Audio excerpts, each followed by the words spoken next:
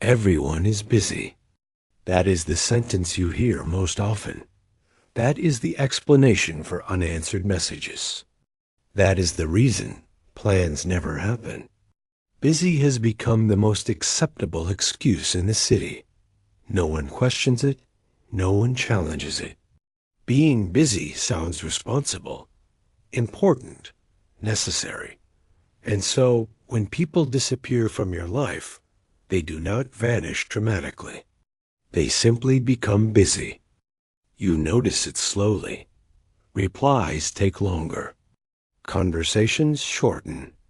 Plans become vague. Let's do it sometime. Soon.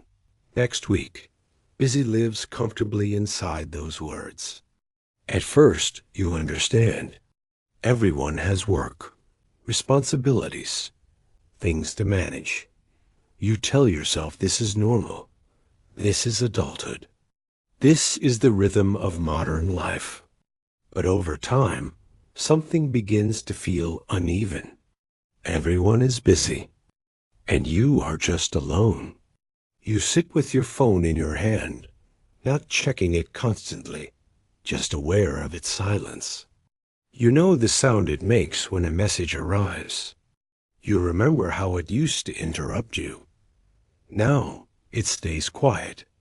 You wonder if you should reach out again. Then you hesitate. You don't want to be the person who tries too hard. You don't want to feel like an obligation. So you wait. Waiting becomes its own routine. In the city, waiting is invisible. People wait for trains, for elevators, for lights to change. No one notices someone waiting for a message. Busy is everywhere. You hear it in conversations around you, in cafes, on public transport. People complain about schedules, about deadlines, about how little time they have. No one complains about loneliness. Loneliness is quieter than busyness. It does not announce itself. It does not interrupt conversations. It simply sits in the background, watching time pass. You watch other people move through their days. They walk quickly. They talk while walking. They multitask effortlessly. Everyone seems to be going somewhere. You are moving too, but without momentum. Busy gives people a direction. Alone gives you space. Too much space. You start to question yourself. Maybe you didn't say the right thing. Maybe you waited too long. Maybe you are expecting too much. Busy makes loneliness feel personal. It makes you wonder if you are the problem. If people wanted to see you, they would make time. That thought arrives quietly, but it stays. You scroll through social media. Everyone is doing something. Meeting someone. Being somewhere. Photos appear in your feed like proof. Proof that people are not too busy for life. Just too busy for certain connections. You don't feel angry. You feel small. Busy is not cruel. It is indifferent. People are not choosing to hurt you. They are choosing convenience. And convenience rarely includes emotional effort. You sit alone in public places. A cafe table for one. A bench at the edge of the park. You blend in. Loneliness in a city is easy to hide. No one looks twice at someone sitting alone. No one asks questions. Everyone assumes you are busy too. But your busyness is different. You are busy filling time. Busy distracting yourself. Busy convincing yourself this is fine. You think about how often conversations end with, "Let's catch up soon." Soon becomes a flexible concept. Soon becomes never. Not because anyone decided it, but because no one prioritized it. Busy slowly replaces closeness, not through conflict, but through neglect. You remember when connection felt effortless, when people made time without scheduling, when silence between messages felt comfortable, not heavy.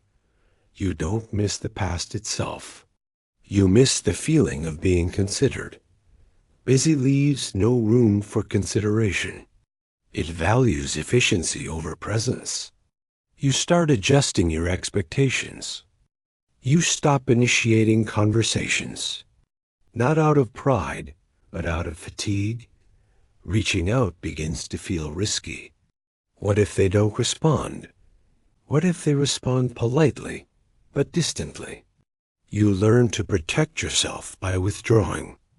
Busy doesn't notice this. Busy rarely notices what it erases. You walk through the city in the evening. Office lights turn off floor by floor. People pour into the streets. Everyone is heading somewhere.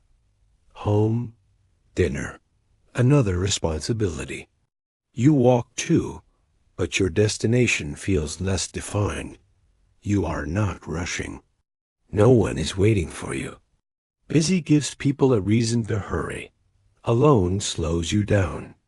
You listen to conversations as you pass by. People talk about work, about schedules, about being overwhelmed. No one says, "I feel disconnected." That sentence feels too vulnerable for public spaces, so loneliness remains private. You start talking to yourself, not out loud, just quietly, inside. You ask yourself if this is temporary, if this phase will pass. You tell yourself everyone feels like this sometimes, and that is true. But that truth does not always bring comfort, because sometimes busy becomes permanent. People build lives so full that there is no space left for anyone else. You think about how easy it is to disappear, not physically, emotionally. You stop reaching out. Others stop noticing. Life continues.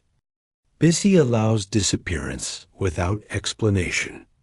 No arguments, no goodbyes, just silence that grows gradually. You don't feel rejected. Rejection would at least feel intentional. This feels accidental, and accidental loneliness is harder to process. There is no one to be angry at, only circumstances, only timing. You realize something uncomfortable. Being busy is often a choice, not always conscious, but a choice nonetheless. People choose what they make time for, and sometimes you are not chosen. That realization hurts in a quiet way, not sharp enough to react to, just dull enough to carry. You sit with it. You don't dramatize it. You simply acknowledge it. Everyone is busy, and you are just alone. But alone does not mean unimportant. It means you are no longer fitting into the spaces people have created, and that is not always a failure. Sometimes it is a signal that connection requires intention, and not everyone is capable of offering it. Busy people are not bad people. They are just occupied with survival, with ambition, with distraction. Loneliness is not a competition with busyness. It is a consequence of it. You begin to understand that waiting will not change much. Waiting keeps you passive. Busy thrives on passivity. So you start shifting inward. You become more present with yourself. Not in a motivational way, not in a healing montage, just quietly. You notice your own routines, your own habits, the way you fill evenings. You learn how to sit with silence without immediately trying to escape it. This does not make loneliness disappear, but it makes it less hostile. You stop measuring your worth by responsiveness. You stop assuming silence means failure. Everyone is busy, and sometimes that has nothing to do with you. You walk home at night. Streetlights guide your path. The city hums softly. People pass by without recognizing you. And that is okay. You are not invisible. You are just not central to their urgency. You realize that connection, when it happens, will not come from busyness. It will come from people who slow down. People who choose presence over efficiency. Until then, you remain here, observing, aware, alone but honest about it. Everyone is busy. And tonight, you are just alone. This was Urban Loneliness Files.